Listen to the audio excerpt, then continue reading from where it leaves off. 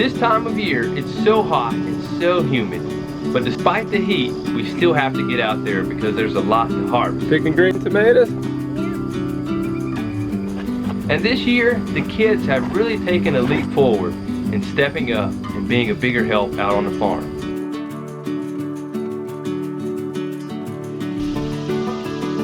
One of the big ones. Even Micah's out there giving a helping hand.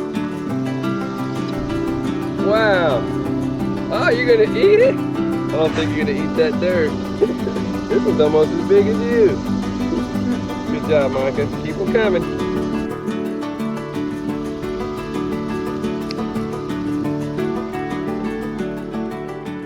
Well, greetings friends, and welcome to another episode of The Fit Farmer. And for those of you who've been following along, know that my trophy back there has been getting some attention here lately. And last episode, he had a kilt. And this episode, well, just check him out. The kids have gave him a new outfit. It's like samurai style this time. Hi, so he almost needs some cool music to go with him. Yeah, that's it. So, some of you suggested that I should give him a name and ask what his name is. Well, I actually don't have a name for him, so maybe in the comment section below you can help me out with some names for him. And I don't know, maybe he'll have a different outfit on each time, or maybe we'll do a game of spot whoever his name is out in the garden. So there we go. Well, it's been busy on the farm as we've been preparing for fall, and we're continuing to do so. We've got a lot to do to get things ready out on the farm for the fall growing season. Do you ever have so much to do that you don't even really know where to start, where to begin? And you're kind of like scratching your head. It's like, what do I do? Well, I feel like that right now. There's so much that we need to do on the farm in preparation for fall that I'm just kind of overwhelmed right now. For the past couple days we've been working on preparing the farm, but there's just a lot of things that we need to do. Where there's still other beds that need to be prepped, and there's some beds that have been neglected and they've just been overgrown with weeds that I need to tend to, need to get that down. There's just so much. But what I think we're going to start off with is we're going to start down at the back, the lower back section. There's some beds that are almost done and almost ready to go. So first thing I think I'm going to do is it's one of the easiest things to do, and I don't know about you, but let me know, how do you prioritize and figure out what needs to be done first when you feel like that, when you feel overwhelmed with the different projects and work that you have? How do you do it? One of the things that I do is I just try to narrow it down. What are the highest priority items that need to be done, and also what are some of the things that I can finish right away, some of the lowest hanging fruit, as they say, something that you can kind of get something accomplished and then get some momentum going to help propel you to the next task. So that is what I'm going to start on right now. So the beds that I'm going to work on are really back there, but as I'm walking towards that area, you can see right here just some areas that I'm really not proud to be showing you because I've let things overgrown. So after I finish down there at the back where the cones are right there, I'm going to come back here and really work on that. We're going to flame weed and get rid of some of these unwanted plants. And one of the reasons why I use the Kelvin cultivator, the flame weeder, is also to burn up any of the seeds any of the plants that have gone to seeds, to burn up those seeds to try to prevent them from germinating. So they just get torched up and then you don't have to worry about that. But first we're going to start down there. So these are the beds right here that I plan to work on to start off with. And I've been already working on them for some time now, just kind of a little bit here and there. And for those of you who are newer to our channel, our property is on a slope, so we have had to terrace our garden beds so that way the soil and things don't wash away, and it makes it easier and more efficient to walk on a flatter surface as opposed to walking on a hill as you're working. So that's what I've been doing right here in this bed. However, there's just some low spots right there where the fourth bed, because there'll be 4 30-inch wide beds in this section here, but this lower bed needs some more soil added to it to flatten it out and make it usable. So what I need to do is right down here there's some extra soil that I'm going to broad fork and move over that way. So that's what I need to do. So maybe not the easiest task, but the one that I can, once I get this part done, bang, this side right here will be ready and we can start growing things in.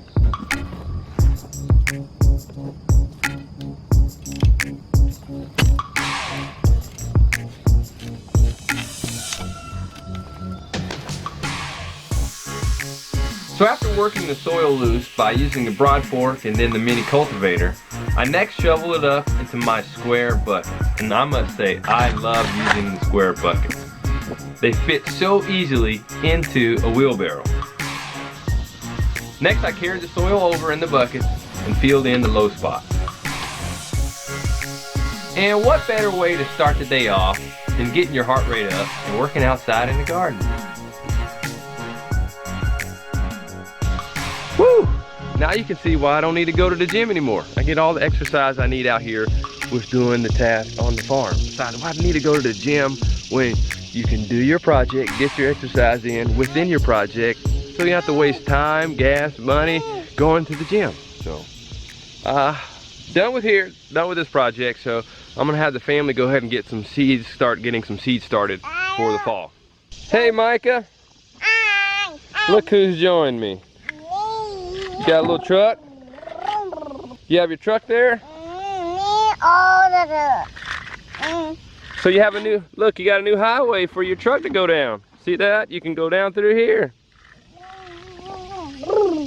Oh, it's flying. So I didn't need to make the highway if it can fly. I also want to mention that farming on a slope and terracing your gardens, you do want to be mindful of the water flow, where your water is going to be actually flowing to. So earlier this year, I dug out trenches to divert the water and make sure we had good water flow. And I just wanted to expand upon those walkways and the channels where the water is flowing from. So that way you have plenty of room to walk and plenty of room for the water to flow. So that's what I did right here, and I'm continuing on at the top to make it about 5 to 6 feet wide. So that way you can walk through here easily. There's plenty of room for water to flow, and if you need to fold up tarps or landscape fabric and those type of things, you have plenty of room to do so. Bye. What is it? Alright, I'm coming. What is it, Selah? A tree fell down in the chicken fence. What? It's huge. Let go.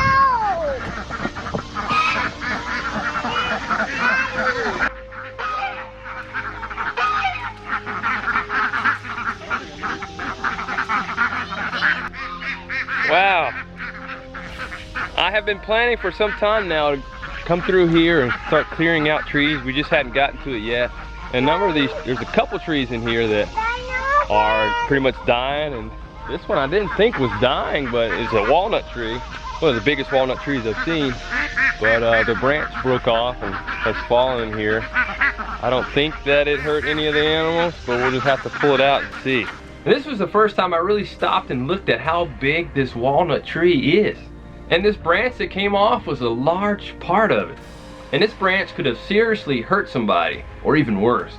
So we're definitely going to make sure we take care of getting this tree down as soon as possible. I oftentimes refer to our chickens as jungle chickens because chickens really like to be in the wooded area, in the jungles. And as this branch was laying down, the chickens would just love going in and out of it. So the chickens and ducks are pretty riled up right now. It's almost like they act when they ran out of food or water, but they have plenty of food. So this limb falling down definitely disturbed them, has stressed them out a little bit. And they've actually laid less eggs. But I'm actually going to try to pull this huge branch out. So that way we can use a chainsaw and cut it up. And I could leave it in and cut it up. I just don't want to be standing under the tree. Good job, Selah. You creating a diversion so to get the chickens away from where I'm going to pull the branch out at? Yep. Like you read my mind. Bang, and you thought even more ahead. I may have spoken too soon. I needed to actually see if I can move this branch first. It was heavy, but I can handle it.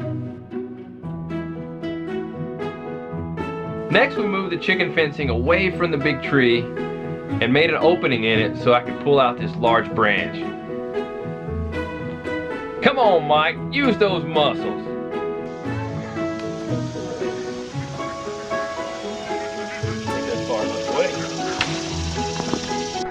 All right, so just readjusted the fence to try to get away from the big tree. Actually, the tree is rotting out, so it still has leaves on it, but it's just kind of rotting away.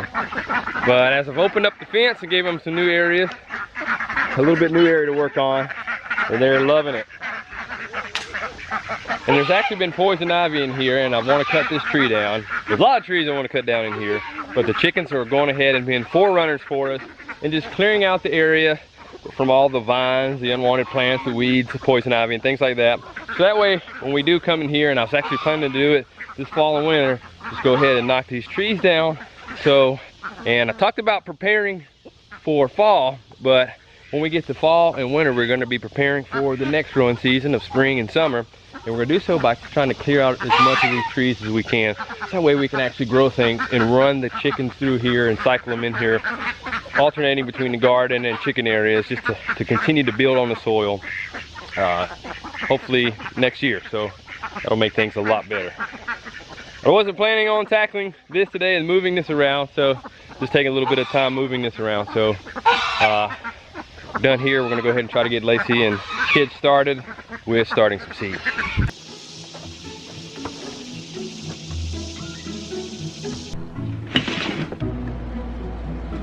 So the seeds that we started were kale, Swiss chard, tot soy, more kale, lettuce, and more lettuce. And I also wanted to experiment with doing some more peppers.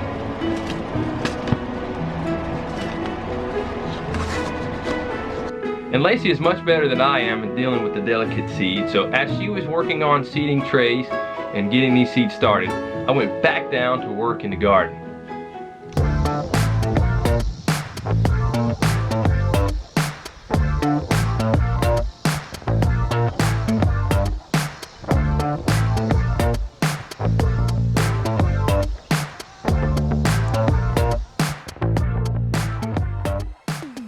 I do want to show you something, because a lot of us farmers, homesteaders on Instagram and YouTube, we just show you a lot of the pretty things, the things that we're proud of, and sometimes we hide some of the unpleasant sights and things that we're not happy to see or happy to show.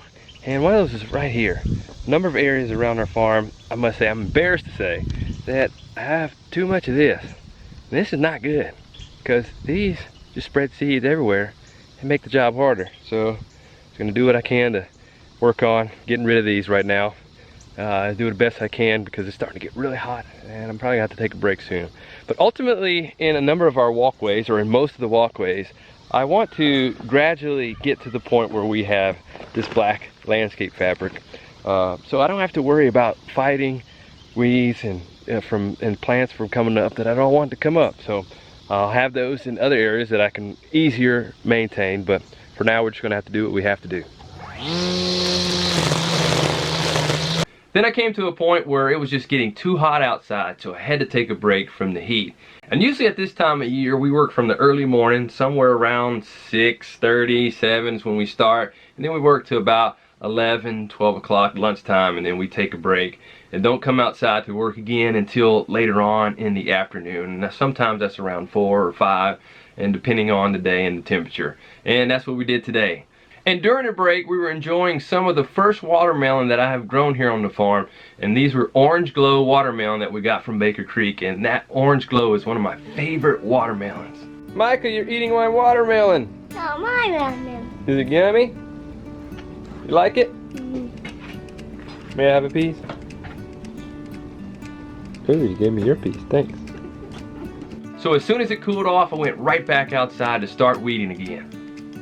And the weeds are just crazy at this time of year, just like they're just on super grow mode. And so I was weeding all over the farm, weeded in the market garden, and then came out to where we have the sun garden, had to weed around where we had some cucumbers growing up the trellis before, so we pulled all that out since we've gotten all the harvest we were going to get out of those cucumbers.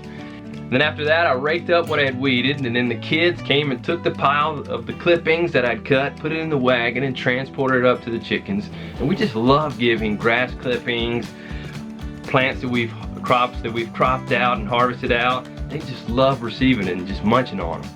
And for those of you who don't know, most of the chickens that are raised commercially, they live in these large chicken houses where they're stacked right on top of each other, don't get to see the light of the day, don't get to really eat the bugs and take in the sunshine and eat grass. So it's really neat to be able to be a farmer that is able to put a chicken in a natural environment to be able to provide them things that they can live and eat on. It's really neat experience, and really thankful to be able to do it. And after I finished raking, I looked up and noticed all these grasshoppers longed up along the trellis. It was crazy how many grasshoppers were there. And I've heard some stories on people eating grasshoppers and that they could be pretty delicious. I haven't tried it yet, but I'm really anxious and want to give it a try. And they were really tempting me as they were lining up right there. So after I got done weeding, it was time to bring out one of my favorite tools to use on the farm, the Forward Farm Tech Kelvin Cultivator. I just love using this tool.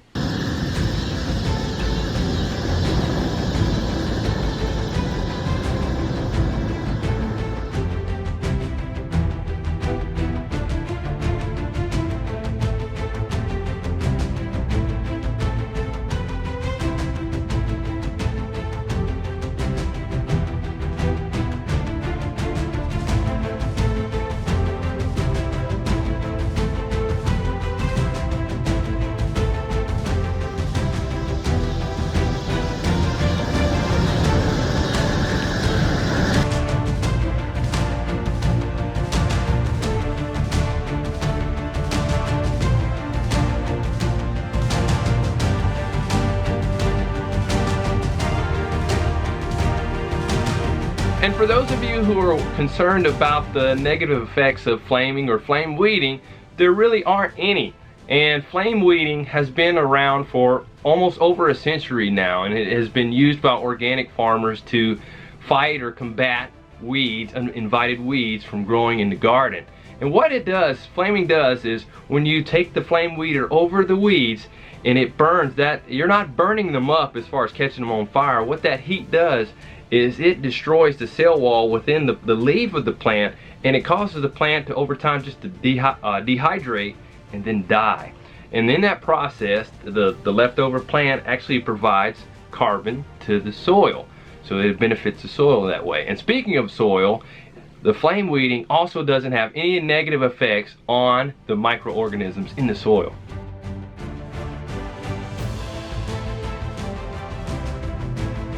And as I was flame weeding in the main market garden, Lacie was also having some fun flaming, burning up squash bugs and other unwanted plants in other areas.